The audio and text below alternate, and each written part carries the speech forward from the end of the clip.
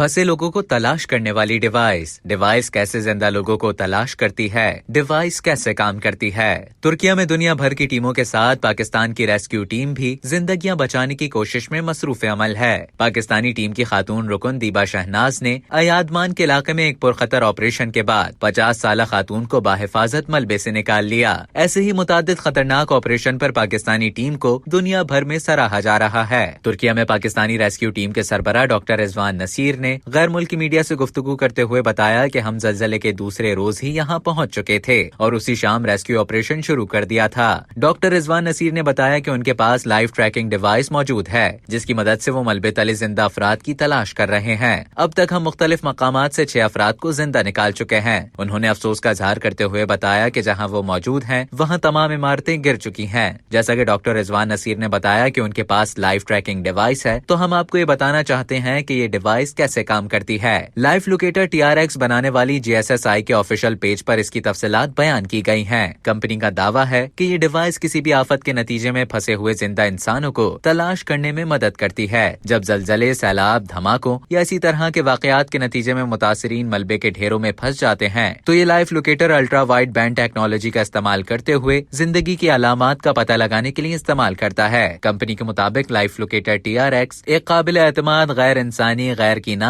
USAR technology ہے جو rescue کی صلاحیتوں کو بڑھاتی ہے۔ یہ لوکیٹر سیکنڈوں میں ہلکی حرکت اور سانس لینے کا پتہ لگا سکتا ہے۔ کمپنی کے مطابق GSSI کا چوتھا system ultra wide band rescue کے دوران ریڈار ٹیکنالوجی کو دوہری سینسر کے ساتھ استعمال کرتا ہے۔ اس کے وائرس اور پورٹیبل سسٹم کو کسی بھی جگہ بآسانی لے جایا جا سکتا ہے۔